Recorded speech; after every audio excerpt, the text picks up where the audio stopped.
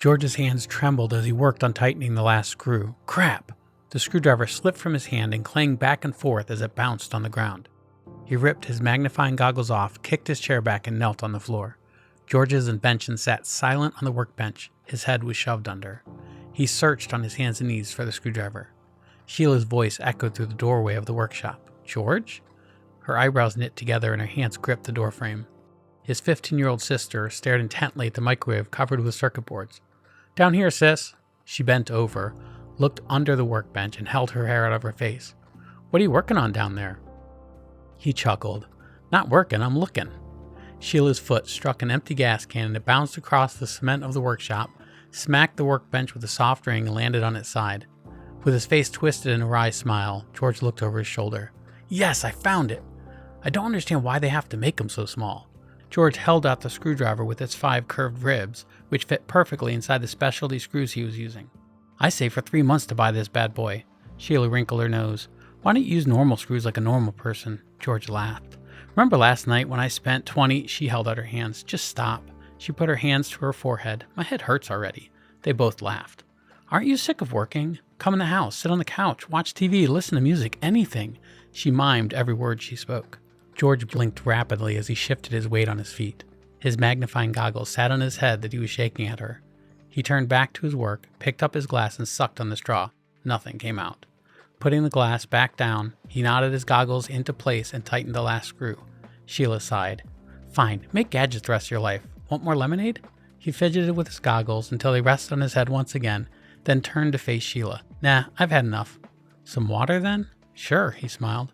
She pointed at the box. Tell me again, what'll that do? He pursed his lips and gave her his glass. Sheila stared at the glass before reaching for it. He shrugged. It'll make electricity.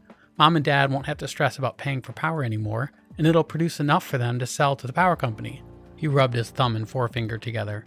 She cocked her head at him. Yeah? How much? George puffed up his chest. Mom won't have to work anymore. His face split wide open, and neither will Dad. Sheila's face fell. Will this be like your automatic dog walker? His mouth opened in silent laughter. The neighbor's cat'll be fine. His sister's face mirrored no such expression. He furrowed his eyebrows. Well, what about what I did to Dad's engine? Yeah, he does love his new horsepower. Her shoulders relaxed. Okay, just don't burn down the workshop, okay? George nodded his head, either in agreement or to shake his goggles back in place. He turned to tighten the last screw, which had already been tightened as far as it would go.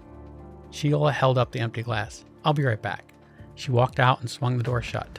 The machine clicked and whirred to life. Countless capacitors connected to an old microwave spewed cables in every direction and then into the walls. A metal pole skewered the microwave and ceiling. An orange blinking light and 3 gauges replaced the control panel. A single red daisy wilted in a small glass jar. Beads of sweat dripped into his eyes. He rubbed them away with the hem of his shirt and tapped the far left gauge. It screamed like a jet at liftoff.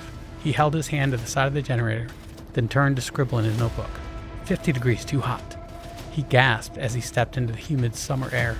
Sparks shimmered up and down the frost-covered pole. The 40 satellite dish's only abnormality was the weathering it experienced through the years. He ran his fingers through his hair and down his neck. Back inside, standing in front of his experiment, he scratched in his notebook with large, frantic letters. The gauges are reading much too high. I have to check every single one of my calculations. Reaching his hand behind the box, he flipped the switch. The orange light changed to a flashing red beacon. George sent his goggles sailing across the workshop, where they cracked against the breaker box. Turn off already! His foot kicked the overturned gas can, sending it smacking into the door with a metallic thud.